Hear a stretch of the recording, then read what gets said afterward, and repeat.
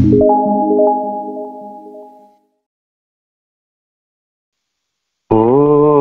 नमः भगवते श्रीअरविन्दाय।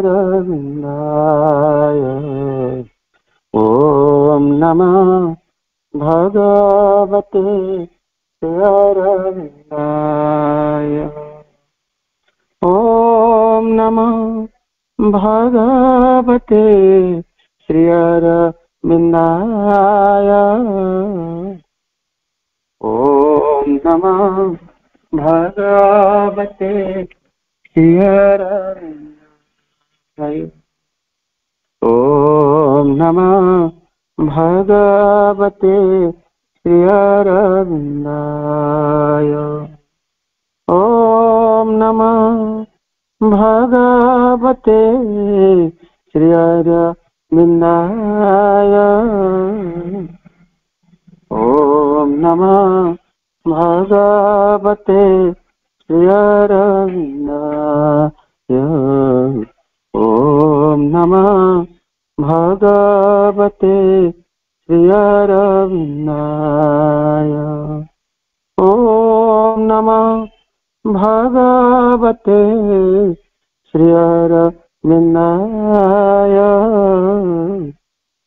श्रीअरविन्दाय। ओम नमः भगवते श्रीअरविन्दाय। ओम नमः भगवते श्रीअरविन्दाय। ओम नमः भगवते श्रीअरविन्दाय। ओम नमः भगवते श्रीअरविन्दाय। ओम नमः भगवते श्रीअरविन्दाय। Victory to the Divine Mother, Divya जननींकर जय हो। मांकर वाणी आज कार्यक्रम को मांकर वाणी पठन सह आरंभ करवा। प्रथम ये हूँ मांकर वाणी। The whole of our life should be a prayer offered to the divine. आमर समग्र जीवन केवल भगवान का निमते समर्पित एक प्रार्थना हो उठू। आमर समग्र जीवन केवल भगवान का निमते समर्पित हो उठू। मां को ये वाणी। आ गोटे वाणी सुंदर वाणी प्रभुंकर वाणी आसी आमर से वाणी प्रभुंकर ये वाणी यही वाणी आमर पतन को मध्य एक उच्चतर आरोहण एक साधन से साधन हो उठे। प्रभु एक कथाटी कहते जदि आमर पतन भी हुए ताले उच्चतर आरोहण ये हूँ गोटे साधन। जब मां के प्रति आम समर्पित all can be done if God touch is there. एक कथाटी मध्य प्रभु सावित्री कहते। माँ और प्रभुंकर वाणी गुड़िकर पठन सहित प्रभु मां चरण कमल आम अनंत कोटि प्रणाम जन आरंभ करने को जाऊे आज ऑनलाइन श्री अरविंद एस्पिरेशन पाठचक्र कार्यक्रम। आज ऑनलाइन श्री अरविंद एस्पिरेशन पाठचक्र उपस्थित थिबा समस्त भाई मान को वंदे मातरम आ प्रणाम। कार्यक्रम आरंभ आम किसी समय निरवित ध्यानस्थ हवा प्रभुंकर मंत्रमयी सावित्री आवृत्ति सहित। आज मंत्रमयी सावित्री उच्चारण पृष्ठ संख्या रही 508। आज मंत्रमयी सावित्री को आवृत्ति करवा एवं मंत्रमयी सावित्री आवृत्ति सहित आम समस्ते निरवित ध्यानस्थ हवा। मंत्रमयी Savitri page 508। Unpursed, she in her spirit's upper root, an ardent grandeur climbed mid fens and rocks. A quiet wind fluttered the heart of warmth. A finer perfume wreathed from slender trees, a beautiful grew, subtle and high and strange. For on a boulder, carved like a huge throne, a woman, set in gold and the purple sheen, armed with the trident and the thunderbolt. Her feet upon a couchant lion's back, a formidable smile curved round her lips, heaven fire laugh in the corners of her eyes, her body a mass of courage and heavenly strength. She menaced the triumph of the nether gods. A hollow of lightning, a hollow of lightnings flamed around her heart at a hollow of lightning flamed around her head and sovereignty, a great sister, Joan her robe, and a majesty and a victory set with her, guarding in her wide cosmic battlefield against the fat equality of death and the all-leveling insurgent night, the hierarchy of the order past, the high changeless values, the picked eminences, the privileged aristocracy of truth, and in the governing ideals of sun, the triumvirates of wisdom, love, and bliss, and the sole autocracy of absolute light.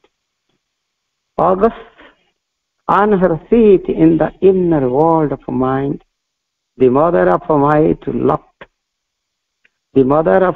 look down on passing things, listen to the advancing trade of time, so the irresistible wheeling of the suns, and heard the thunder of a march of God. Amid the swaying forces in their strife, sovereign was her word of luminous command. Her speech like a war cry, range. Her speech like a war cry, rung or a pilgrim chant. ଆମେ ଏତେବେଳେ ଯାଏ ମନ୍ତ୍ରମୟୀ ସାବିତ୍ରୀର ଆବୃତ୍ତି ସହିତ ନିରବିତ ଧ୍ୟାନସ୍ଥ ଥିଲେ। ଆମର ପରବର୍ତ୍ତୀ କାର୍ଯ୍ୟକ୍ରମ ମା ଓ ପ୍ରଭୁଙ୍କ ଚରଣ କମଳରେ ଏକ ଭକ୍ତି ନୈବେଦ୍ୟ ଅର୍ପଣ କରିବା। ଆଜିର କାର୍ଯ୍ୟକ୍ରମରେ ପ୍ରଭୁ ମାଙ୍କ ଚରଣ କମଳରେ ଭକ୍ତି ନୈବେଦ୍ୟଟି ଅର୍ପଣ କରିବା ପାଇଁ ଆମେ ଅନୁରୋଧ କରିବା କବିସୂର୍ଯ୍ୟ ନଗରରୁ ଆମର ମ୍ୟୁଜିକ ଡାଇରେକ୍ଟର ଯିଏକି ମାଙ୍କୁ ଗ୍ରହଣ କରିଛନ୍ତି ଏବଂ କେତୋଟି ବନ୍ଦନା ମୋର ସିଏ ସ୍ୱର କରିଛନ୍ତି ଏବଂ ତାର ସହିତ ଆମର ଓମ୍ ଶ୍ରୀମୟୀ ପ୍ରେଜେଣ୍ଟ ଏଇ ଚ୍ୟାନେଲ, ସେଇ ଚ୍ୟାନେଲରେ ସେ ବର୍ତ୍ତମାନ ଗୋଟିଏ ମାଙ୍କର ବନ୍ଦନା ରିଲିଜ କରିଛନ୍ତି, ସବୁରି ମୂଳରେ ତୁମରି ନା, ଏବଂ ପରେ ପରେ ଆହୁରି 6ଟି ବନ୍ଦନା ରିଲିଜ ହେବାକୁ ଯାଉଛି। ଭାଇଙ୍କର ଡାଇରେକ୍ସନରେ, ମ୍ୟୁଜିକ ଡାଇରେକ୍ସନରେ ଅଛନ୍ତି ଭାଇ ଆମ ସାଥିରେ ଅଛନ୍ତି, ଯିଏକି ଦେବସ୍ମିତା ଅଡିଓରେ ସେ ଅଛନ୍ତି। ଭାଇଙ୍କୁ ଅନୁରୋଧ କରିବା ସୁଶାନ୍ତ ଭାଇଙ୍କୁ ବନ୍ଦନାଟିଏ ନିବେଦନ କରିବେ। ଭାଇ। ମା ମା ମା ସବୁରି ମୂଳରେ ତୁମରି ନା, ଜହ୍ନରାଇ ଜର ପରିଗ ତୁମେ, ଜହ୍ନରାଇ ଜର କରିବ ତୁମେ ଏ ମନ ବୀଣାର ଛନା ମା ସବୁରି ତରେ ତୁମରି ନା ଘନ ବନାନୀର ସବୁଜିମା ତୁମେ ଘନ ବନାନୀର ସବୁଜିମା ତୁମେ ସୁପ୍ତ ପ୍ରାଣର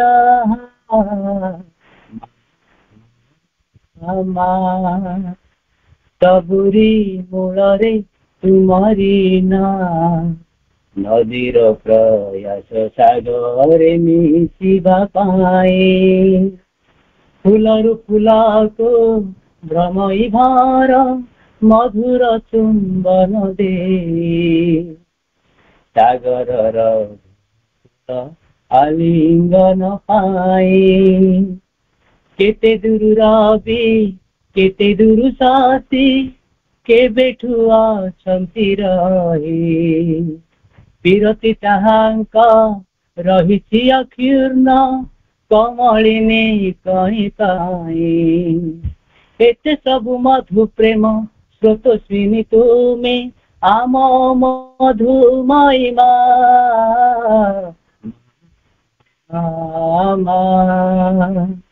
ସବୁରି ମୂଳରେ ତୁମରି ନା ନଭେ ନବ ପୁରଖରେ ଶୁଭେ ତାରା ଗଣ ବିତରନ୍ତି ଜ୍ୟୋତି ଲଭେ ଶାନ୍ତି ଆତ୍ମା ମନ ଆଉ ପ୍ରାଣ ଶରଣାର ଗୀତେ ଆଣଇ କମ୍ପନ ତୁଷାକା କଳିର କଳର ବସନ ବୁକେ ପ୍ରକଟେ ସ୍ପନ୍ଦନ ପ୍ରେମକୁ ଛୋଟେ କି ନାଚେ ଦେଖି ঘনে ঘন ঘন ঘন এতে সবু শোভাময় মহাময় তুমি আম মধুময় মা মা সবুরি তরে তুমরি নাম মা সবুরি মূলরে তুমরি নাম समस्त प्रणाम धन्यवाद। हाँ धन्यवाद सुशांत भाई आपण डायरेक्शन रे तो ये वंदना रिलीज हो सारे ऑलरेडी यूट्यूब रे Om Shrimayi Om O double M Shrimayi SRIMAYEE presents ये चैनल रे ऑलरेडी 400 व्यू आसीगला 400 पर व्यू आसीगला आउ ये वंदनाटी आमर जे कि संगीता आपा गजपति से कंठरू माँ चरण में निवेदित होता ताको भी अनेक देखी किंतु सी थिला मुक्त कंठ किंतु एटा विथ म्यूजिक बहुत सुंदर है म्यूजिक सहित एवं हृदय को बहुत स्पर्श करे कारण लिखी वंदना सत भावर सहित किंतु तार बीट्स रे आम जीवार गोटे तरीका अलग तेणु माँ विज्ञानमय चेतनार जिते आम पाखे पहुंची सबूर अपरचुनिटी को से प्रदान करी पाखे सबकि से प्रदान करणु केमती जानी भाई सहित भेट है एवं तापरे एठी सहित भेटेबारे सुजोग बहुत आसीगला आमर सरोज बापा अच्छा कवि सूर्य नगर जे कि माँ डिभोटी माँ को ग्रहण कर भी रिलेटिव होती सुशांत भाई तेणु गोटे अपूर्व मिलन हो जो स्टूडियो से नहीं वंदना कर स्टूडियो हूँ भुवनेश्वर शांतरापुर बाबुली भाई अनेक वंदना जोटा कि बेबी अपा सुशीलता भंज अपा नमिता अपा अनेक अपा से वंदना रे टुबू भाई जे कि तार अच्छा जहाँकि माने यांत्रिक हेड जे कि अच्छा से स्टूडियो मालिक तांको पाखरे हिची अनेक बड़ बड़ माने माने फिल्म एवं वंदना जगन्नाथ वंदना ये सब होती तेणु सुजोगटी बहुत सुंदर भाव माँ केमती अपरचुनिटी करेली से जगह आम पहुंचु भाव बहुत सुंदर भाव आसूँ मुझे अभिभूत हो गली माँ को बहुत बहुत धन्यवाद देली ଯେହେତୁ ମାଙ୍କର ସବୁରି ମୂଳରେ ତୁମରି ନା, ଏଇ ଯୋଉ ବନ୍ଦନାଟି ଯୋଉ ଲେଖା ଯାଇଥିଲା, ଲୁହ ଝରିଥିଲା ସବୁ ପ୍ରକୃତି ଭିତରେ, ସବୁରି ଭିତରେ ସୁଖ ଦୁଃଖ ଏବଂ ହସ କାନ୍ଦ, ପାଣି ପାହାଡ ପର୍ବତ ଝରଣା, ସେଇ ମେଘ ବିଜୁଳି, ଏ ସବୁ ଭିତରେ ଯେ ମାଙ୍କର ସ୍ପର୍ଶ ରହିଛି, ମାଙ୍କ ବ୍ୟତିରେକ ଏସବୁ କିଛି ବି ହେଇପାରିବ ନାହିଁ। ତାକୁ ନେଇ ଏ ଯୋଉ ବନ୍ଦନାର ଭାବ ଆସିଥିଲା, ତାକୁ ସୁନ୍ଦର ଭାବରେ ଦେବସ୍ମିତା ଆଡିବ ଯିଏକି ସୁଶାନ୍ତ ଭାଇ ତାକୁ ଆଉ ଗୋଟେ ବିଟ ରେ ସେ କରିଛନ୍ତି। ତାର ଯୋଉ ମୂଳ ଲେଖା, ମୂଳ ସ୍ୱରକୁ ସେ ଆଉ ଟିକେ ବିଟିଂ କରିଦେଇଛନ୍ତି ଏବଂ ତାକୁ ଆପଣ ମାନେ ସମସ୍ତେ ଆମେ ଶୁଣିପାରିବା, ତାକୁ ଲାଇକ୍ ସବସ୍କ୍ରାଇବ ମଧ୍ୟ କରିପାରିବା ଆଉ ଚ୍ୟାନେଲ ଓମ୍ ଶ୍ରୀମୟୀ ପ୍ରେଜେନ୍ସ। ତେଣୁ ସୁଶାନ୍ତ ଭାଇକୁ ବହୁତ ବହୁତ ଧନ୍ୟବାଦ ଏବଂ ସେ ମୋ ସହିତ ଅନୁମୋଦନ କରିଛନ୍ତି ଯେ ଆପଣଙ୍କର 100 ଗୀତ 100 ବନ୍ଦନା ମାଙ୍କର ଗୋଟେ ପରେ ଗୋଟେ ସବୁ କିଛି କରିବା। ବର୍ତ୍ତମାନ ଆମର 5ଟି ହେଇସାରିଲାଣି, ଆମେ 2ଟି କରିଥିଲୁ, ଗୋଟିଏ ରିଲିଜ କରିଛୁ, ଆଉ ଗୋଟିଏ ଆମର ବନ୍ଦନା ଯିଏକି ମାନେ ମା ବୋଲି ଥରେ ଡାକିଦେଲା ଝିଅରି ସୁସ୍ମିତା ଭଞ୍ଜ ଅପା ସେଇଟାକୁ ନିବେଦନ କରିଛନ୍ତି, ଯୋଉଟା କି ଆଉ ଅଳ୍ପ କିଛି ଘଣ୍ଟା ବ୍ୟବଧାନ ବା ଗୋଟେ 24 ଘଣ୍ଟା ବୋଧେ ଲାଗିବ ବୋଲି ଭାଇ କହୁଥିଲେ। ଗୋଟିଏ ଦିନ ପରେ ସେ ରିଲିଜ ହେଇଯିବ ଏବଂ ତାପରେ ପରେ ଆଉ 5ଟି ବନ୍ଦନା ପରେ ରିଲିଜ ହବ, ଯୋଉଟା କି ଆମର ବେବି ଅପାଙ୍କ ସହିତ କଣ୍ଟାକ୍ଟ ହେଇଛି। ବେବି ଅପା, ନମିତା ଅପା ଏବଂ ଶାନ୍ତି ଅପା ସେ 3ଟି ବନ୍ଦନାକୁ ନିବେଦନ କରିବା ପାଇଁ ତାଙ୍କ ସହିତ ଆମେ ମାଙ୍କର ନାମ ନେଇ କଥା ହେଇଛୁ ଏବଂ ସେ ଅନୁମୋଦିତ ହେଇଛନ୍ତି। ତେଣୁ ଭଗବାନଙ୍କର ଅପୂର୍ବ କୃପା, ଆମେ ମାଙ୍କୁ ନେଇ ଆଗକୁ ବଢୁଛେ। ଦିବ୍ୟ ଜନନୀଙ୍କର ଜୟ ହଉ। ସେ ହିଁ ସେଇ ସୁଯୋଗ ସବୁ ଆମକୁ ଦେଇ ଚାଲିଛନ୍ତି, ଅପୂର୍ବ ସୁଯୋଗ ଦେଇ ଚାଲିଛନ୍ତି। ଆମେ ଯେଉଁ କାର୍ଯ୍ୟକ୍ରମ ଆଜି ଆମେ ହାତକୁ ନେଇଛୁ ତାହା ହଉଛି ଦ ସିନ୍ଥେସିସ୍ ଅଫ୍ ଯୋଗ ସମ୍ମାନର ଧାରାବାହିକ ଆଲୋଚନା ସାଧ୍ୟ କାର୍ଯ୍ୟକ୍ରମ ଆଜି ରହିଛି, ସୋମବାର ମଙ୍ଗଳବାର। ଆଉ ଆକୁ ତ ଆମର ଧାରାବାହିକ ସ୍ୱାଧୀନ ଆଲୋଚନା ଏହି କାର୍ଯ୍ୟକ୍ରମରେ ଆମକୁ ସହଯୋଗ କରୁଛନ୍ତି ଆମର ଅତି ପ୍ରିୟ ଡକ୍ଟର ଆମର ଡକ୍ଟର ଚିତ୍ତରଞ୍ଜନ ସାହୁ ଭାଇ। ଭାଇ ଆପଣ ଆଲୋଚନା ସାଧ୍ୟ କାର୍ଯ୍ୟକ୍ରମକୁ ଆଗେଇ ନିଅନ୍ତୁ। ଡକ୍ଟର ଚିତ୍ତରଞ୍ଜନ ସାହୁ ଭାଇ, Bargarh. Chapter 25, Part 2, The Synthesis of Yoga, the Higher and the Lower Knowledge, ଉଚ୍ଚତର ଆଉ ନିମ୍ନତର ଜ୍ଞାନ। ଗତକାଲି ଭାଇ 6ଠ ପାରାଗ୍ରାଫ ଟିକେ କମ୍ପ୍ଲିଟ କରିଛନ୍ତି, ତଥାପି ମେମୋରିକୁ ରିଫ୍ରେଶ କରି ଭାଇ ପୂର୍ବାପର ପ୍ରସଙ୍ଗ ସହିତ ଆଗେଇ ନେବେ। ଡକ୍ଟର ଚିତ୍ତରଞ୍ଜନ ସାହୁ ଭାଇ, ବରଗଡ଼। ଭାଇ ଶ୍ରୀମାତା ଶରଣ ନମ, ପ୍ରିୟ ରବୀନ୍ଦ୍ର ଶରଣ ନମ।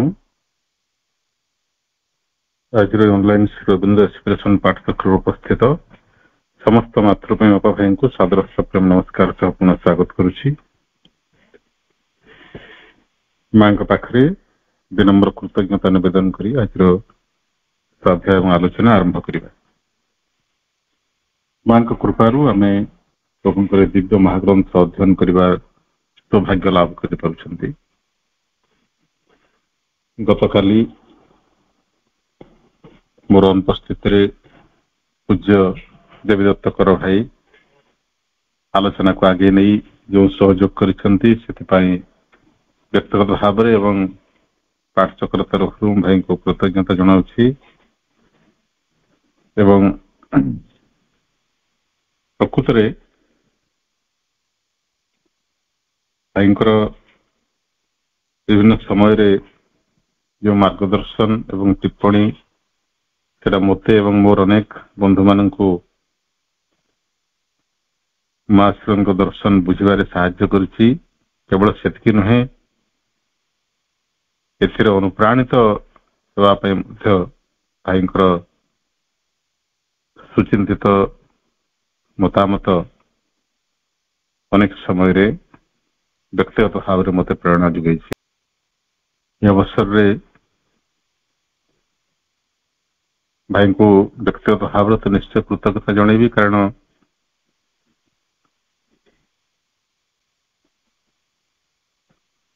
ଯେଉଁ କନଷ୍ଟ୍ରକ୍ଟିଭ ଫେଜଟା ଥାଏ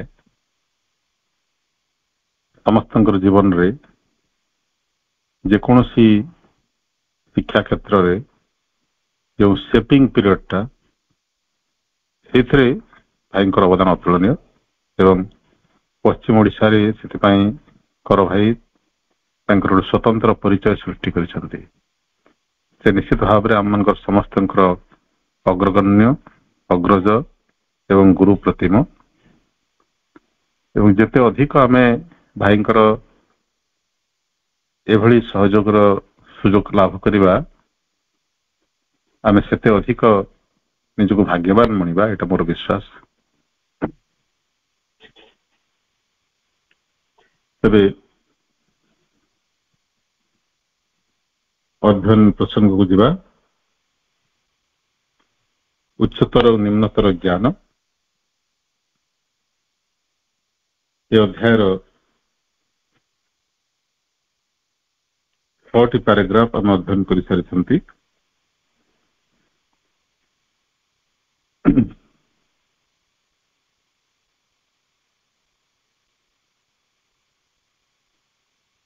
ଯଦିଓ ମୁଁ ଯେତେ ପର୍ଯ୍ୟନ୍ତ ଅଧ୍ୟୟନ କରିଥିଲି ସେଟା 6ଷ୍ଟ ପ୍ୟାରାଗ୍ରାଫର ଅର୍ଦ୍ଧେକ ଥିଲା। ମୋର ବିଶ୍ୱାସ କର ଭାଇ ତାକୁ ସନ୍ତୋଷଜନକ ଭାବରେ ଶେଷ କରିଥିବେ।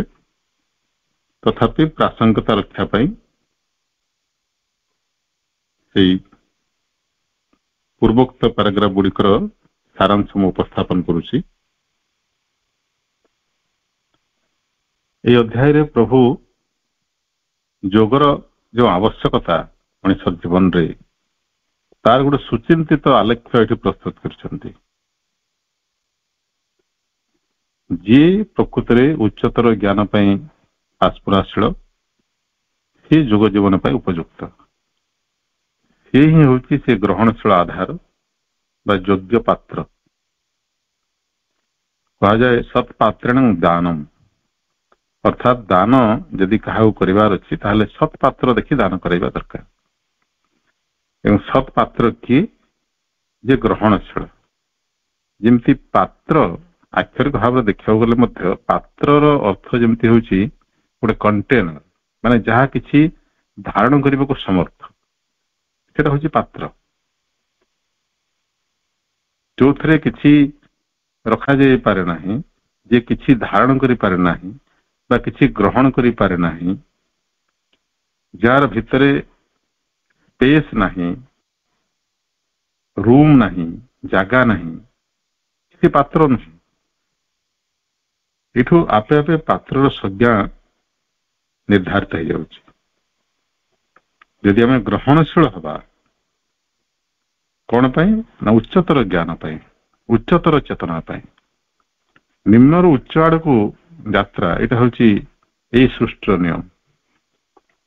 ତେଣୁ ସେ ଉଚ୍ଚତର ସମ୍ଭାବନା ଗୁଡ଼ିକ ପାଇଁ ଆମେ ଯଦି ନିଜର ଚେତନାର ଦ୍ୱାର ଉନ୍ମୁକ୍ତ ରଖିବା, ତାହେଲେ ଆମେ ହେଉଛନ୍ତି ଯୋଗ୍ୟ ଆଧାର।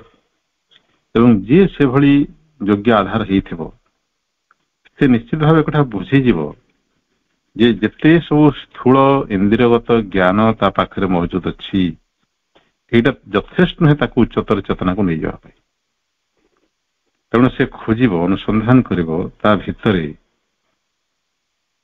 ଆପେ ଆପେ ସେ ଗୋଟେ ଅନ୍ତଃପ୍ରେରଣା ଲାଭ କରିବ, କିମ୍ବା ବାହ୍ୟ ପରିସ୍ଥିତି ମାଧ୍ୟମରେ ଭଗବାନ ତାକୁ ଅବଶ୍ୟ ଦେଖେଇଦେବେ ଯେ ପ୍ରକୃତ ଜ୍ଞାନ ବାହାରେ ନାହିଁ, ତା ନିଜ ଭିତରେ ଅଛି। ତେଣୁ ସେ ଭିତର ଆଡକୁ ମୁହଁ ଫେରେଇବ। Turning inward is the first step of ଯୋଗ।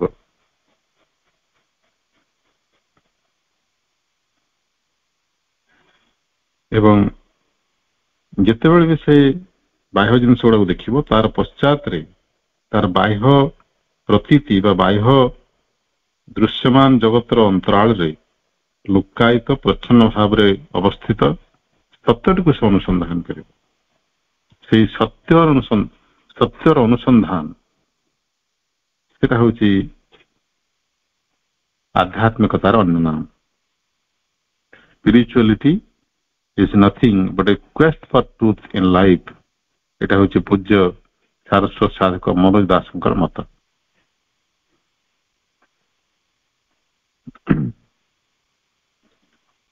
ଆମର ଯେଉଁ ବାହ୍ୟ ଇନ୍ଦ୍ରିୟଗତ ଜ୍ଞାନ, ଇନ୍ଦ୍ରିୟ ଗୁଡିକ ସ୍ୱାଭାବିକ ଭାବରେ ବହିର୍ମୁଖୀ ହେଇଥାନ୍ତି।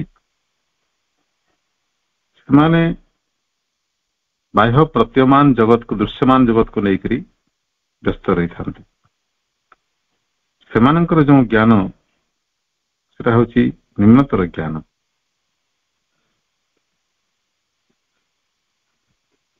ଯିଏ ସତ୍ୟାନୁରାଗୀ ବା ସତ୍ୟାନୁସନ୍ଧାନୀ, ସିଏ ଏ ବାହ୍ୟ ଘଟଣା ଏବଂ ଦୃଶ୍ୟମାନ ଜଗତର ଅନ୍ତରାଳରେ ପ୍ରଚ୍ଛନ୍ନ ଭାବରେ ଅବସ୍ଥିତ ବାସ୍ତବତାକୁ ଦେଖିବ। ରିଏଲିଟି, ପ୍ରକୃତ ବାସ୍ତବତାଟି କଣ? ଯେଉଁ ବାସ୍ତବତାର ଏଇ ବାହ୍ୟ ଘଟଣା ଗୁଡିକ ହେଉଛନ୍ତି ଗୋଟେ ଗୋଟେ ପ୍ରତିଫଳନ।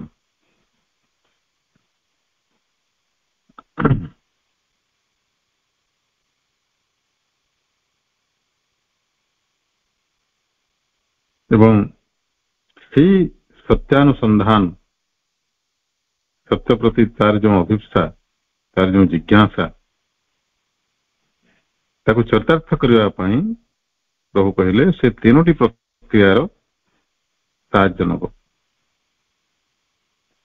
ଯେକୌଣସି ସାଧକ ଜୀବନରେ ଏଇ ଆବଶ୍ୟକତାର ଅନୁଭବ ଅବଶ୍ୟ କରିବ। ଆମର ସୌଭାଗ୍ୟ, ସିଧାସଳଖ ପ୍ରଭୁ ଯାହା ନିଜର ଅନୁଭୂତି ବା ଗବେଷଣାରୁ ଲାଭ କରିଛନ୍ତି, ଆମେ ବିନା ପରିଶ୍ରମରେ ସେଟା ପାଇଯାଉଛୁ। କିନ୍ତୁ ଯିଏ ପ୍ରଭୁଙ୍କୁ ଜାଣିବି ନଥିବ, ଜୀବନରେ ସତ୍ୟାନୁରାଗୀ ହେଇଥିବ, ସେ ଜାଣିଯିବ ଯେ ଏଗୁଡାକ ହଉଛି ଆବଶ୍ୟକତା। ଏଇଟା ନ କଲେ ସେ ଯୋଗ୍ୟ ପାତ୍ର ହେଇପାରିବ ନାହିଁ, ତାର ଚେତନା ଗ୍ରହଣଶୀଳ ହବ ନାହିଁ। Purification, କନସେନ୍ଟ୍ରେସନ, identification. ସର୍ବପ୍ରଥମ ଆବଶ୍ୟକତା ହେଉଛି ଶୁଦ୍ଧିକରଣ, ତାପରେ ଏକାଗ୍ରତା ବା ଅଭିନିବେଶ, ଏବଂ ତୃତୀୟଟି ହେଉଛି ଏକାତ୍ମତା। କହିବା ବାହୁଲ୍ୟ ଯେ ଶୁଦ୍ଧିକରଣ ଏବଂ ଅଭିନିବେଶ ବିନା ଏକାତ୍ମତା କେବେ ହେଲେ ସମ୍ଭବ ନୁହେଁ। ଏବଂ ତାପରେ ପ୍ରଭୁ କହୁଥିଲେ ଯେ ଏ ଶୁଦ୍ଧିକରଣର ଲକ୍ଷ୍ୟ ହେଉଛି ଆମର ସମଗ୍ର ସତ୍ତାକୁ ତାର ଅଶୁଦ୍ଧତା ଗୁଡିକରୁ ମୁକ୍ତ କରିବା। ଏବଂ ସର୍ବପ୍ରଥମ ଆମର ଆବଶ୍ୟକ ହେଉଛି ମେଣ୍ଟାଲ ବିଂ, କାରଣ ମନୋମୟ ଚେତନାଟା ହେଉଛି ଆମର ଆଗଚଲା, ଅଗ୍ରଗାମୀ ଆମର ଚେତନାର। ତେଣୁ ସିଏ ଶୁଦ୍ଧିକୃତ ନ ହେବା ପର୍ଯ୍ୟନ୍ତ ଆମକୁ ଠିକ ରାସ୍ତା ଦେଖାଇ ପାରିବ ନାହିଁ। ଯେମିତି ଗୋଟେ ଦଳରେ ଯୋଉମାନେ ଆଗରେ ଯାଉଥିବେ ସେମାନେ ରାସ୍ତା ଦେଖେଇବେ, ପଛରେ ଯୋଉମାନେ ଥିବେ ସେମାନେ ତାଙ୍କୁ ଅନୁସରଣ କରିବେ। ତେଣୁ ଆଗ ଲୋକ ଯଦି ଭୁଲ ଦିଗରେ ଗଲା, ସେ ଯଦି ଭୁଲ କଲା, ଅନ୍ୟମାନେ ଭୁଲ କରିବାକୁ ବାଧ୍ୟ, କାରଣ ସେମାନେ ଅନ୍ଧ ଭାବରେ ତାକୁ ଅନୁସରଣ କରୁଛନ୍ତି।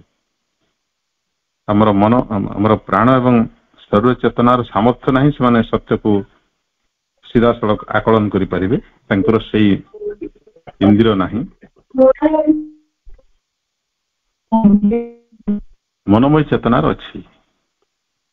ଅନେକ ସମୟରେ ଏମିତି ବି ହୁଏ, ଆମର ଚେତସତ୍ତା ସିଧାସଳଖ ଭାବରେ ପ୍ରାଣ ଏବଂ ଅନ୍ନମୟ ସତ୍ତାଙ୍କୁ ବା ପୁରୁଷଙ୍କୁ ନିର୍ଦ୍ଦେଶ ଦେଇପାରନ୍ତି, ତାଙ୍କୁ ପରିଚାଳିତ କରିପାରନ୍ତି, କିନ୍ତୁ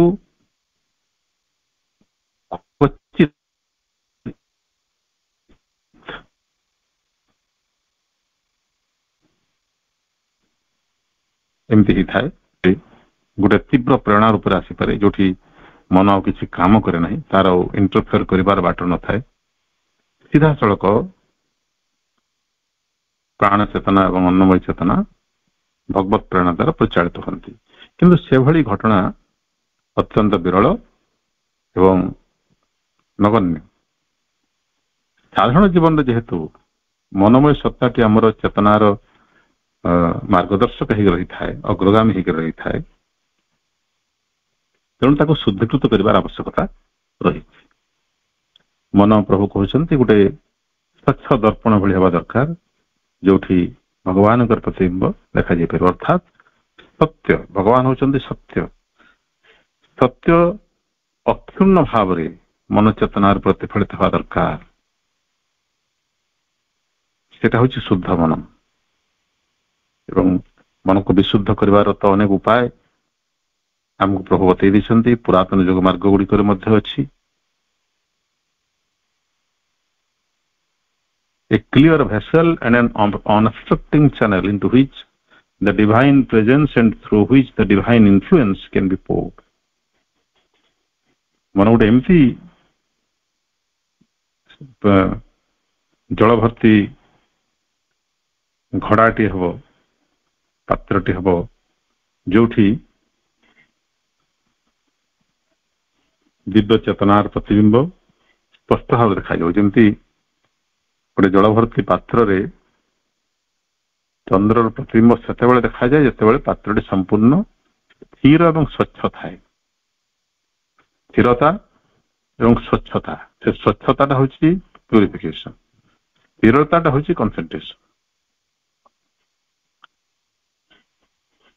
ଏବଂ ପ୍ରଭୁ କହୁଛନ୍ତି ସେଟା ଏଭଳି ଗୋଟେ ଚ୍ୟାନେଲ ବା ଗୋଟେ ମାଧ୍ୟମ ହବା ଦରକାର ଯିଏକି ଦିବ୍ୟ ପ୍ରେରଣାକୁ, ଦିବ୍ୟ ପ୍ରଭାବକୁ, ଦିବ୍ୟ ଶକ୍ତିର ଅବତରଣକୁ ଅବାଧରେ ବିନା କିଛି ବାଧା ଦେଇକରି ସର୍ବତ ଭାବେ ଗ୍ରହଣ କରିପାରୁଥିବ, ଯାହା ଭିତରେ ଦେଇକରି ଦିବ୍ୟ ପ୍ରେରଣା ଅବାଧରେ ପ୍ରବାହିତ ହେଇପାରୁଥିବେ।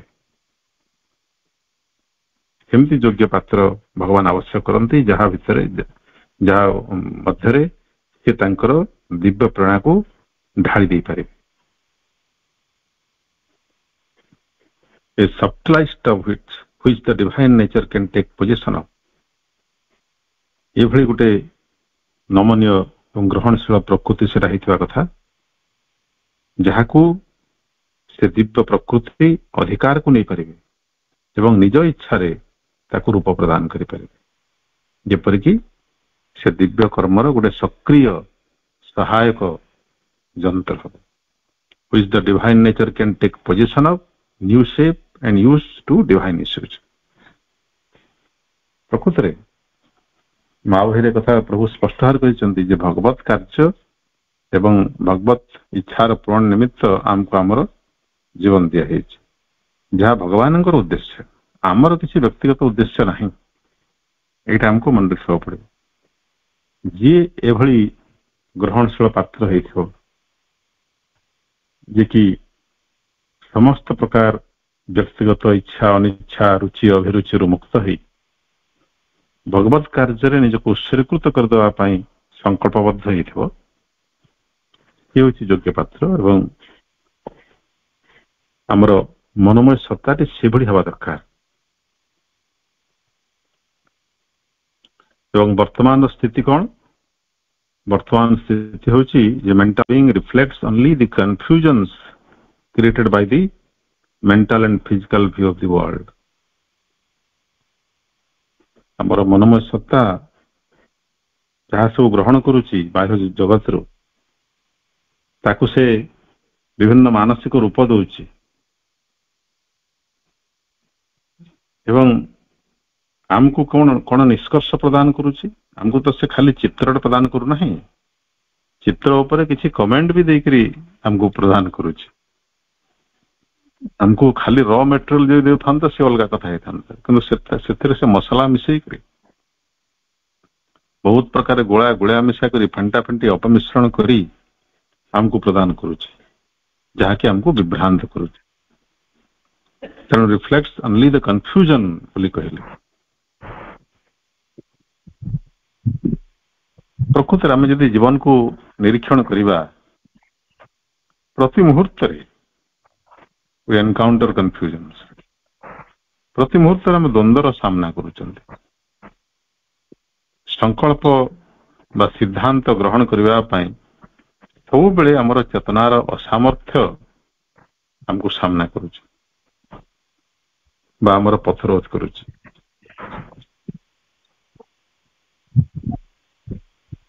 Is a channel only for the disorders of the ignorant lower nature.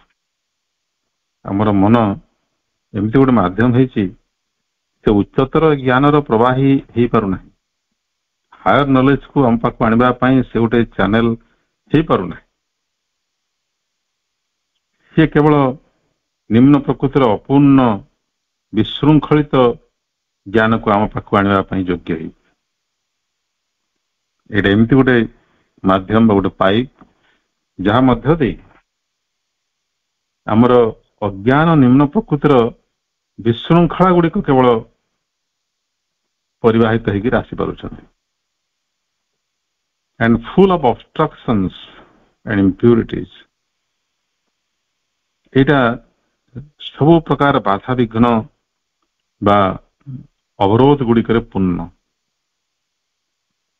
ଅନେକ ଅବରୋଧ ରହିଛି। କଣ କଣ ଅବରୋଧ ରହିଛି ଆମେ ଗୋଟେ ଦୁଇଟା ଉଦାହରଣ ନେବା।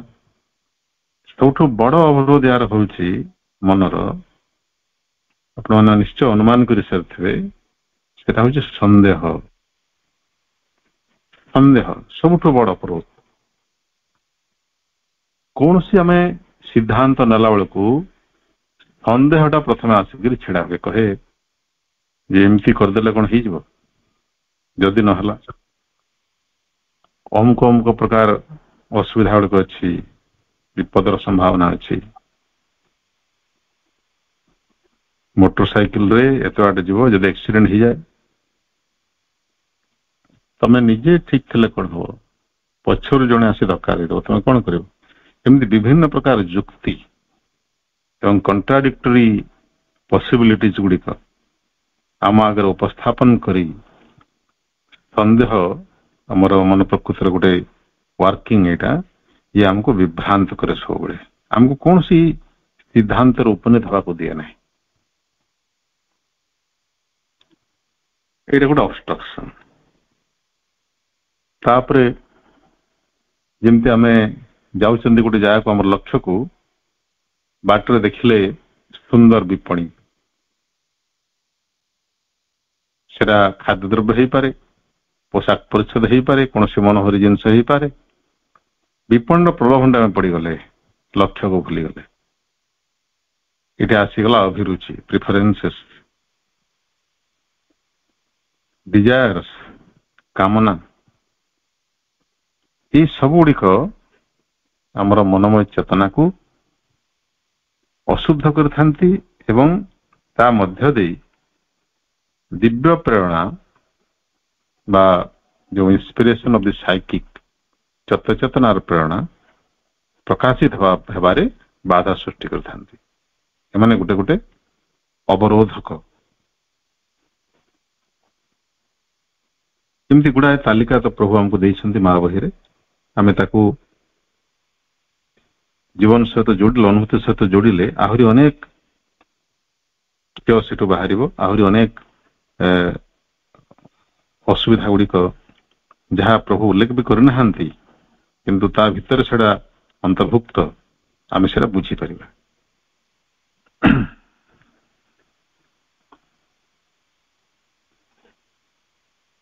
Obstructions and impurities which prevent the higher from acting. ଏଇ ବାଧା ଗୁଡିକ ଉଚ୍ଚତର ଚେତନାକୁ କାର୍ଯ୍ୟକାରୀ ହେବାକୁ ଦିଏ ନାହିଁ, ବାଧା ସୃଷ୍ଟି କରେ, ସେମାନଙ୍କର ଅବତରଣ ହସ୍ତକ୍ଷେପ କରେ। ବିଶ୍ୱାସ ହଉଛି ସେଇ ଯୋଗ୍ୟତା ଯାହାକି ଉଚ୍ଚତର ଶକ୍ତିକୁ ଅବତରଣ କରାଏ। ଯୋଉମାନେ ବିଶ୍ୱାସକୁ ଆଧାର କରି ଆଗେଇ ଯାଆନ୍ତି ସେମାନେ ସଫଳତାର ସ୍ୱାଦ ଚାଖନ୍ତି, କିନ୍ତୁ ଯୋଉମାନେ ସନ୍ଦେହକୁ ଜାବୁଡି ଧରି ପଡି ରହନ୍ତି ସେମାନେ କେବେ ବି ପାଦ ହେଲେ ଆଗକୁ ବଢି ପାରନ୍ତି ନାହିଁ। Therefore, the whole shape of our being is deformed and imperfect. ମନୋମୟ ଚେତନାରେ ସବୁ ଅଶୁଦ୍ଧି କାରଣରୁ ଆମର ସମଗ୍ର ଚେତନାର ଗଠନଟି ବିକୃତ ହେଇଯାଏ, ଅପୂର୍ଣ୍ଣ ହେଇଯାଏ। Indocile to the highest influences. ଉଚ୍ଚତର ଚେତନାର ପ୍ରଭାବ ଗୁଡିକ ପ୍ରତି ସେ ଅନମନୀୟ ହେଇଯାଏ, ଅଗ୍ରହଣଶୀଳ ହେଇଯାଏ।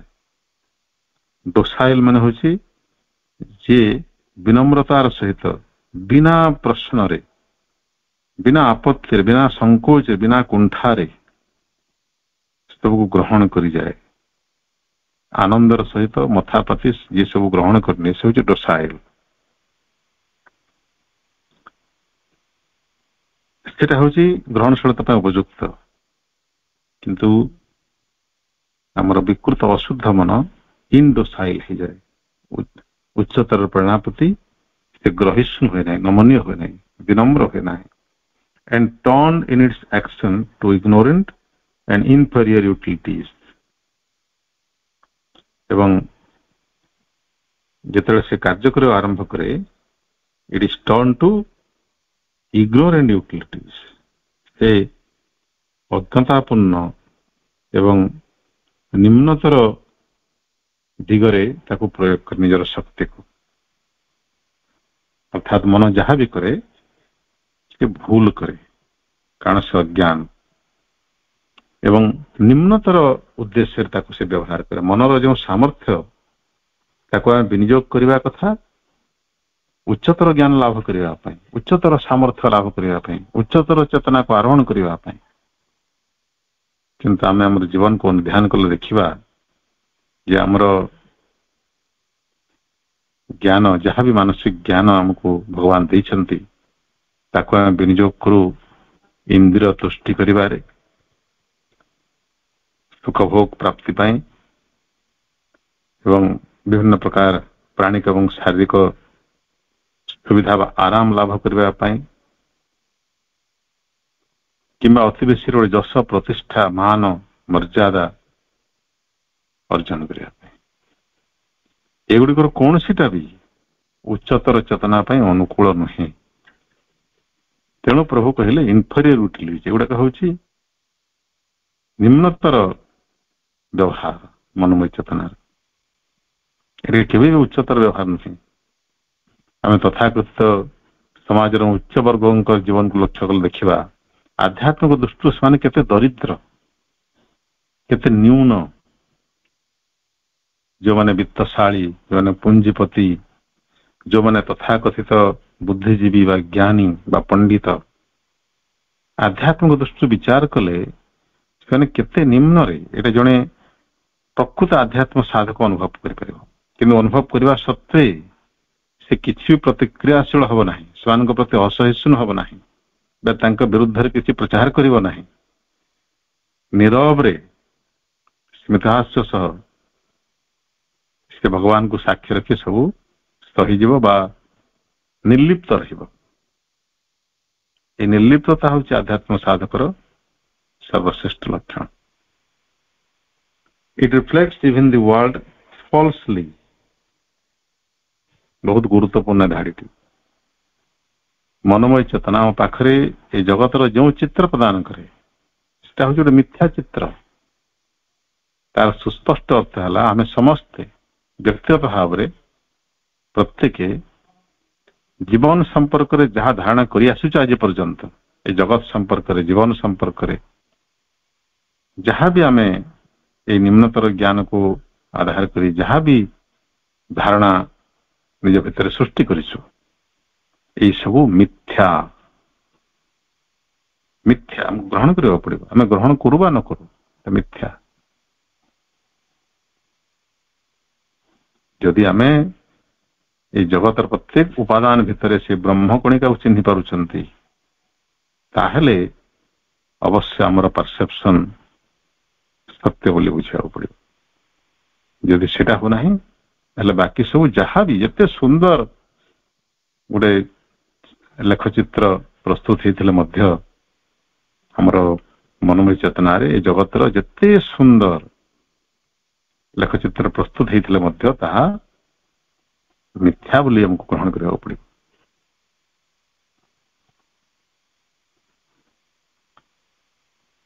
କାରଣ ମନୋମୟ ଚେତନା ବର୍ତ୍ତମାନ ଯେଉଁ ଅଶୁଦ୍ଧ ଅବସ୍ଥାରେ ଅଛି ତାର ସାମର୍ଥ୍ୟ ନାହିଁ ଯେ ଗୋଟେ true picture of the world, ଏ ଜଗତ ଗୋଟେ ବାସ୍ତବ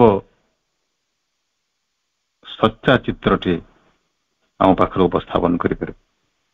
ଇଟ୍ is incapable of reflecting the divine. କାରଣ ଇଏ ଭଗବାନଙ୍କୁ ପ୍ରତିଫଳିତ କରିବା ପାଇଁ ଅସମର୍ଥ। ଯେଉଁ ଆଧାର ସ୍ୱଚ୍ଛ ନୁହେଁ ସେ କେମିତି ସମର୍ଥ ହବ? ତେଣୁ purification is the first step. ତାପରେ ସପ୍ତମ ପାରାଗ୍ରାଫରେ ପ୍ରଭୁ ଆସୁଛନ୍ତି କନସେନ୍ଟ୍ରେସନ ବା ଅଭିନିବେଶ, এই ପ୍ରସଙ୍ଗକୁ। प्रथम पैराग्राफ रे कहउछंती concentration is necessary first to turn the whole will and mind from the discursive divagation natural to them, following a dispersed movement of the thoughts running after many branching desires, led away in the track of the senses and the outward mental response to phenomena. एकाग्रता कहीं आवश्यक प्रभु कहले आमर समग्र इच्छा और मन को सेमानंकर स्वभावगत नाना विक्षोभकारी पथच्युतरु क्षांत करने मनर सब बेले पदस्खलन हवार संभावना रही सब बेले प्रत्येक मुहूर्त रे कारण आखि खोलिबा मात्रे बा कानटी को बाह्य जगत प्रति उन्मुक्त करने मात्रे जेकोसी इंद्रिय को बाह्य उद्दीपना प्रति उन्मुक्त करने मात्रे सेठी रही प्रलोभन सेठी रही विक्षेपण एवं से जात हुए विच्युति पदस्खलन एवं परिशेष परिणाम कौन हम लक्ष्य विस्मृत हो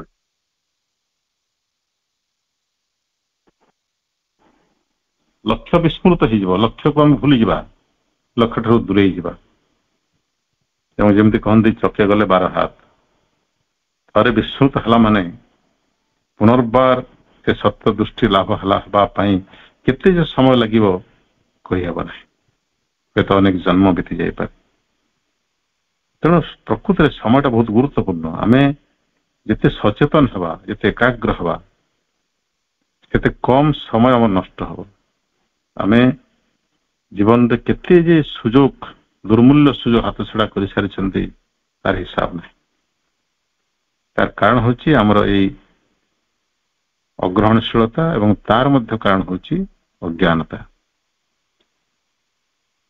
ये अज्ञान मन को सज्ञान करने को हेले यार शुद्धिकरण आवश्यक जमिति जड़े सर्जन ऑपरेशन आरंभ करने पूर्व इंस्ट्रूमेंट गुड़ा को से पानी रे फुटे फुटा पानी रे बुड़े शुद्धिकृत करते सेटा प्रथम आवश्यक था ऑपरेशन बरং न हो किंतु कौन कहती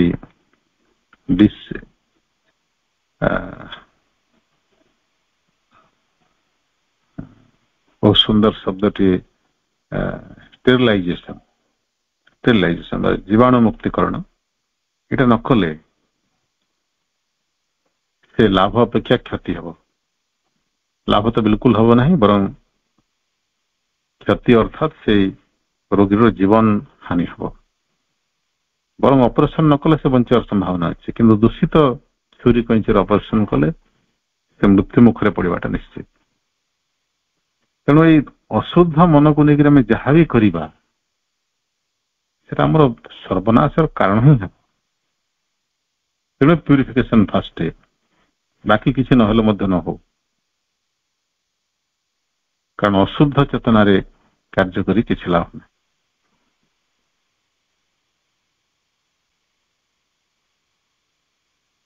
तेणु मन को नाना प्रकार पथच्युतरु रक्षा करने नाना प्रकार विक्षोभ एवं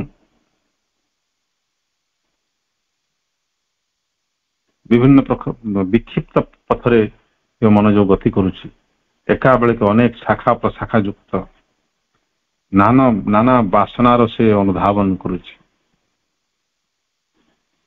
अनेक शाखा प्रशाखा युक्त गोटे वासना को अनुसरण करू करू सी पुणी बाट कढ़ेदेव अनेक गुड़े शाखा वासना गुड़िक प्रति शाखार पुणी प्रशाखा परिशेष चेतना एत बाटबणा हो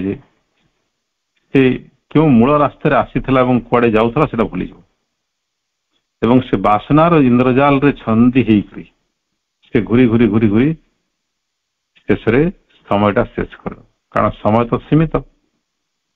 ଏଇଭଳି ଭାବରେ ଆମେ ପଥଚ୍ୟୁତ ହେଇକରି ବାଟବଣା ହେଇକରି ଅନେକ ଜୀବନ ନଷ୍ଟ କରିସାରିଛୁ, ଶହ ଶହ ଜୀବନ ନଷ୍ଟ କରିସାରିଛୁ। ଇନ୍ଦ୍ରଚର ପ୍ରଦର୍ଶିତ ନାନା ବାଟରେ ହୁଡ଼ି ଯିବାରୁ ଇନ୍ଦ୍ର ମାନେ ସବୁବେଳେ ପ୍ରଲୋଭନର ରାସ୍ତା, ପ୍ରଲୋଭନ ଆଡ଼କୁ ରାସ୍ତାରେ ଦେଖେଇଥାନ୍ତି। କେବଳ ଆଧ୍ୟାତ୍ମ ଜୀବନରେ ନୁହେଁ, ସାଂସାରିକ ଜୀବନରେ ମଧ୍ୟ, ଜାଗତିକ ଜୀବନରେ ଆମେ ପ୍ରତି ମୁହୂର୍ତ୍ତରେ ଅନେକ ପ୍ରଲୋଭନର ସାମ୍ନା କରୁଥାଉ ଏବଂ ବାଟ ହୁଡ଼ିଥାଉ। ସେଥିରୁ ସେମାନଙ୍କୁ ନିବୃତ୍ତ କରି ରଖିବା ପାଇଁ ଏବଂ ଯେଉଁ ପ୍ରତିଭାସ ଅର୍ଥାତ୍ ଯାହା ଆମକୁ ଦେଖାଯାଉଛି ବା ଯାହା ବୋଧ ହେଉଛି, ଏପିୟରେନ୍ସେସ୍, ସେଗୁଡ଼ିକୁ କେବଳ ମନୋଗତ ବାହ୍ୟ ପ୍ରତିସ୍ପନ୍ଦନ ଜଣାଇବାରୁ ସେଗୁଡ଼ିକୁ କ୍ଷାନ୍ତ ରଖିବାକୁ ଯାହା ସବୁ ଷ୍ଟିମୁଲସ୍, ଯାହା ସବୁ ଉତ୍କ୍ଷେପଣ ବା ପ୍ରଲୋଭନକାରୀ ପ୍ରେରଣା ଗୁଡ଼ିକ ପରିବେଶରୁ ଆମକୁ ପ୍ରାପ୍ତ ହେଉଛି, ତା ପ୍ରତି ଆମର ମନଚେତନା ସବୁବେଳେ ଗୋଟେ ପ୍ରତିକ୍ରିୟା ଜଣାଏ। ସେ ପ୍ରତିକ୍ରିୟାଟା ଏଭଳି ଯେ ସେଥିରେ ହଁ କହିଲେ ବି ବିପଦ ଅଛି, ନା କହିଲେ ବିପଦ ଅଛି। ବହୁତ ଗୁରୁତ୍ୱପୂର୍ଣ୍ଣ ଏଇ ଅନୁଭୂତି ଗୁଡ଼ିକ। ପ୍ରକୃତରେ ଆମେ ନା କହିଲେ ବି ସେଥିରେ ଫସିଯିବା। ଯେମିତି ଆଜିକାଲି ଗୋଟେ ପ୍ରକାର ସାଇବର ଠକ ବାହାରିଲେଣି, ସେମାନେ ଆପଣଙ୍କୁ ଗୋଟେ ଅପସନ ଦେବେ ଯେ ତମର ଏତିକି ଟଙ୍କା ପ୍ରାପ୍ତ ହେଇଛି ବା ଏତିକି ଲଟେରୀ ତମେ ଜିତିଛ, ଆଉ କିମ୍ବା ତମର ଅମୁକ ଗୋଟେ କାର୍ଯ୍ୟରେ ଗୋଟେ ଚ୍ୟାରିଟେବଲ ଟ୍ରଷ୍ଟ ପାଇଁ ତମର ଏତିକି ସହଯୋଗ ଦରକାର, କିଛି ଅର୍ଥ ରାଶିର, are you interested, yes or no. ଆମେ ତ ଅନୁଭୂତିରୁ ଶିଖି ଯାଇଛୁ ଯେ ଏଭଳି ଗୋଟେ ସାଇବର ଠକ ମାନେ ୟେସ୍ କଲେ ସେମାନେ ନେଇଯାଆନ୍ତି, ଆମର ସବୁ ଆକାଉଣ୍ଟ ସବୁ ହ୍ୟାକ୍ କରିଦିଅନ୍ତି, ତେଣୁ ନ କରିଦେବା। ଏବେ ସେମାନେ ଏମିତି ଫାସ କରିଛନ୍ତି ଯେ ୟେସ୍ କଲେ ବି ଅସୁବିଧା, ନୋ କଲେ ବି ଅସୁବିଧା। ତାହେଲେ କରିବା କଣ? ତାକୁ କାଟିଦେବା, ମାନେ ପୁରାପୁରି ସେ ପେଜଟାକୁ ଡିଲିଟ୍ କରିଦେବା ବା କ୍ଲୋଜ କରିଦେବା ସେଇ ପ୍ରୋଗ୍ରାମଟିକୁ, ତାହେଲେ ଯାଇକି ରକ୍ଷା ଅଛି। ତେଣୁ ଠିକ ସେଇଭଳି ମନ ଆମ ପାଖରେ ଯାହା ସବୁ ପ୍ରସ୍ତାବ ଗୁଡ଼ିକ ରଖେ, ସେଥିରେ ହଁ କହିଲେ ତ ଆମେ ସ୍ୱାଭାବିକ ଭାବରେ ସେଥିରେ ଫସିଯାଉ, ବାନ୍ଧି ହେଇଯାଉ। ନା କହିଲେ ମଧ୍ୟ ଏଇଟା ହଉଛି ଯେମିତି ପୁରାତନ ଯୋଗମାର୍ଗର ବିପଦ ସମ୍ଭାବନା। ସଂସାରକୁ ନା କହି କହି ସନ୍ନ୍ୟାସୀ ଶେଷରେ ସେ ପଳାୟନ ପନ୍ଥାକୁ ଧରିଦିଏ, ନିଜର ବିବର୍ତ୍ତନକୁ ବା ଯେଉଁ ରୂପାନ୍ତରକୁ ସେ ବନ୍ଦ କରିଦିଏ। ଦ୍ୱିତୀୟରେ ଏଇ ପଳାୟନପନ୍ଥୀ ମାର୍ଗ ପ୍ରକୃତରେ ବିଜୟର ମାର୍ଗ ନୁହେଁ। ଏହାଦ୍ୱାରା ସେ ଅନୁଭୂତି ଗୁଡ଼ିକ ଉପରେ ଯେଉଁ ଚେତନା ବିଜୟ ହାସଲ କରି ପରିପକ୍ୱ ହେବା କଥା, ସେଟା ସେ ହେଇପାରେ ନା। ତାର ସେ ଅଙ୍ଗ ଗୁଡ଼ିକ ଅପରିପକ୍ୱ, ଅବିକଶିତ ହେଇକି ରହିଯାଏ, ଯାହାକି ଭଗବାନଙ୍କର ଉଦ୍ଦେଶ୍ୟ ନୁହେଁ, ସୃଷ୍ଟ ଉଦ୍ଦେଶ୍ୟ ନୁହେଁ। ସବୁ ପ୍ରକାର ଅନୁଭୂତି ମାଧ୍ୟମରେ ଗତି କରି ଆମକୁ ଚେତନାର ପରିପକ୍ୱତା ଲାଭ କରିବାର ଅଛି। ତେଣୁ ସେଗୁଡ଼ିକୁ ସାମ୍ନା କରିବାର ଅଛି। ପଳାୟନଟା ତାର ଉପାୟ ନୁହେଁ ବା ଯଥାର୍ଥ ପଦ୍ଧତି ନୁହେଁ ସାଧନାର। ତେଣୁ ପଳାୟନକୁ କେବେ ବି ପ୍ରଭୁ ସ୍ୱୀକୃତି ଦେଇନାହାନ୍ତି ଏବଂ ସମଗ୍ର ଜୀବନରେ ଛୋଟ ବଡ଼ ପ୍ରତ୍ୟେକ ଘଟଣା, ପ୍ରତ୍ୟେକ ଅନୁଭୂତିରେ ଯୋଗାଚରଣ କରିବାକୁ ଅଛି ବୋଲି ଏଇଟା ହଉଛି ତାଙ୍କର ପୂର୍ଣ୍ଣ ଯୁଗର ଆଦର୍ଶ।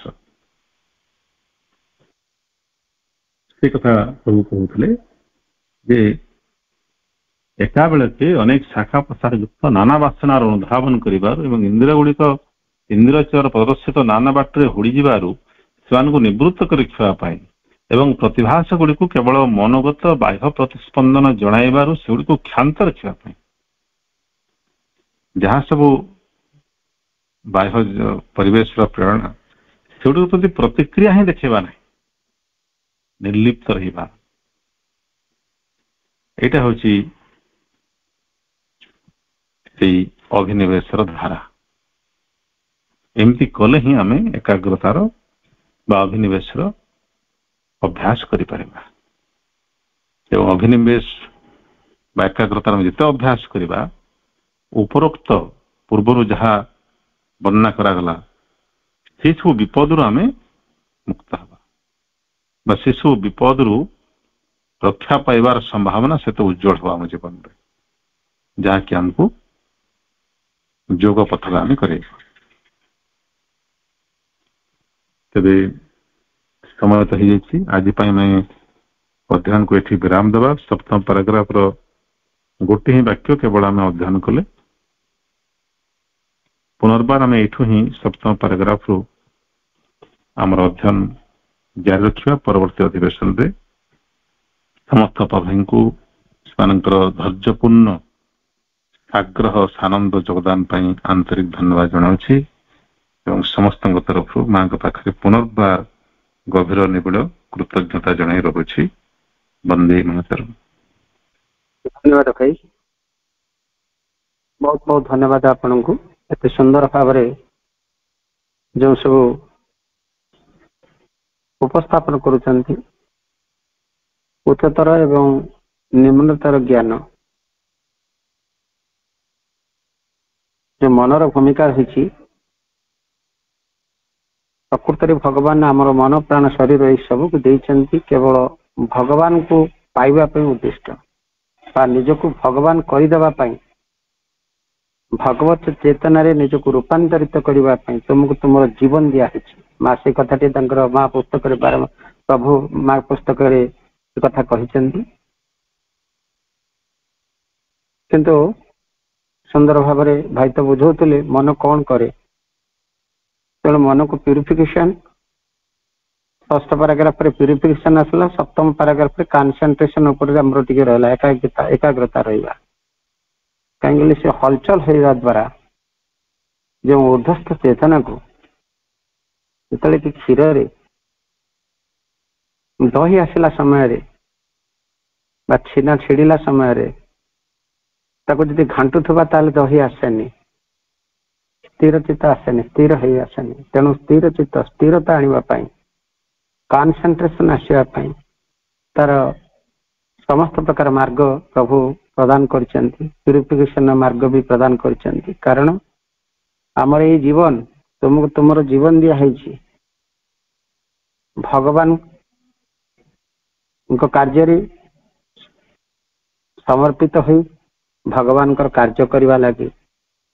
କିନ୍ତୁ ଆମେ ଏଇ ମନ ଇନ୍ଦ୍ର ତତ୍ତ୍ୱରେ ସେ ଯେଉଁ ତାର ଲାଗି ତାର ସେନ୍ସେସନାଲ ପ୍ଲେଜର ପାଇଁ ତାର ବ୍ୟବହାର କରି ସେ ହାୟର ଲେଭେଲକୁ ସେ ଉଠି ପାରୁନି। ଇଏ ହଉଛି ଦୁଃଖ ପରିତାପର ବିଷୟ। ତେଣୁ କିପରି ସେ ସଚିଦାନନ୍ଦଙ୍କ ଚେତନାରୁ ସେ ଆସିଛି, ସଚିଦାନନ୍ଦରେ ଯେମିତି ସେ ମାନେ ପଳାୟନପନ୍ଥୀ ନ ହୋଇ ଯେମିତି ସଚିଦାନନ୍ଦରେ ସେ ମିଶିବ, ନିଜେ ସଚିଦାନନ୍ଦଙ୍କ ଭିତରେ ସେ ରୂପାନ୍ତରିତ ହେଇଯିବ, ସଚିଦାନନ୍ଦଙ୍କରେ ତାର ଡୁବନ ହବ, ସେ ମିଳେଇ ଯିବ। ଲବଣ ଯେପରି ସମୁଦ୍ରରେ ମିଳେଇ ଯାଇଛି, ପାଣିରେ ଯେମିତି ମିଳେଇ ଯାଇଛି, ସେମିତି ଆମର ଏ ଯୋଉ ସ୍ପାର୍କଟି ସଚିଦାନନ୍ଦଙ୍କର ସ୍ପାର୍କରୁ ଆସିଛି ଏବଂ ସେଇ ସଚିଦାନନ୍ଦରେ ଯେତେ ଦିନ ପର୍ଯ୍ୟନ୍ତ ହେଇନି ଏଇ ଯାତ୍ରାର ପରିସମାପ୍ତି ନାହିଁ। ଯୋଉବା ସାଧୁ ସନ୍ଥ ମାନେ ବା ଯୋଗୀ ଋଷିମାନେ ମାନେ ନାଁ କହିକରି ସଂସାରକୁ ନାଁ କହିଛନ୍ତି ବ୍ରହ୍ମ ସତ୍ୟ ଜଗତ ମିଥ୍ୟା, ଏସବୁ କହି ପଳାୟନପନ୍ଥୀ ହେଇଛନ୍ତି। ସେମାନଙ୍କର ଜୀବନ ଚରିତାର୍ଥ ହେଇନି, ସେମାନେ ଅସଲ ମୁକ୍ତି ପାଇନାହାନ୍ତି। ସୁନ୍ଦର କଥା ପ୍ରଭୁ ଆଲୋଚନାରେ ଭାଇଙ୍କ ଠାରୁ ଆମେ ଶୁଣିଲୁ, ଏଇଭଳି କଥା ସବୁ କହିଛନ୍ତି। ତେଣୁ ବହୁତ ବହୁତ ଧନ୍ୟବାଦ ଭାଇ, ସୁନ୍ଦର କ୍ଲାରିଫିକେସନ ସହିତ ସେ ଆଗକୁ ବଢୁଛନ୍ତି। ଏବଂ ଦେବୀଦତ୍ତ ଭାଇ, ଡକ୍ଟର ଦେବୀଦତ୍ତ କର ଭାଇ ମଧ୍ୟ ଭାଇଙ୍କ ଅନୁପସ୍ଥିତିରେ ବହୁତ ସୁନ୍ଦର ଆଲୋଚନା କରିଥିଲେ, ତାଙ୍କୁ ବି ଧନ୍ୟବାଦ। ଭାଇ ତାଙ୍କୁ ବି ଧନ୍ୟବାଦ ଦେଇଛନ୍ତି ଏବଂ ଭାଇଙ୍କୁ ମୋତେ ବହୁତ ଧନ୍ୟବାଦ। ଆମର କଂକ୍ରିଟ ଆଣି ସେ ଆଗକୁ ବଢୁଛନ୍ତି। କାର୍ଯ୍ୟକ୍ରମକୁ ଆମେ ୱାଇଣ୍ଡ ଅପ୍ କରୁଛେ କିଛି ସମୟଙ୍କର ନାମ ଜପ ସହିତ ମା ମା ମା ମା ମା ମା ମା ମା ମା ମା ମା ମା ମା ମା ମା ମା ମା ମା ମା ମା। ଆଜିର କାର୍ଯ୍ୟକ୍ରମରେ ଉପସ୍ଥିତ ଥିବା ସମସ୍ତ ଭାଇ ବାପାମାନଙ୍କୁ ପୁଣି ଥରେ ବନ୍ଦେ ମାତରମ୍ ତଥା ପ୍ରଣାମ ଜଣାଇ ଭାଇଙ୍କୁ ବହୁତ ବହୁତ ଧନ୍ୟବାଦ ଜ୍ଞାପନ କରି ପ୍ରଭୁ ମାଙ୍କ ଚରଣ କମଳରେ ଆମେ ପୁଣି ଅନନ୍ତ କୋଟି ପ୍ରଣାମ ଜଣାଇ କାର୍ଯ୍ୟକ୍ରମକୁ ଏଠି ଆମେ ବିରତି ଘୋଷଣା କଲେ। କାର୍ଯ୍ୟକ୍ରମ ଅଭ ସମସ୍ତଙ୍କର ମା ମା ମା।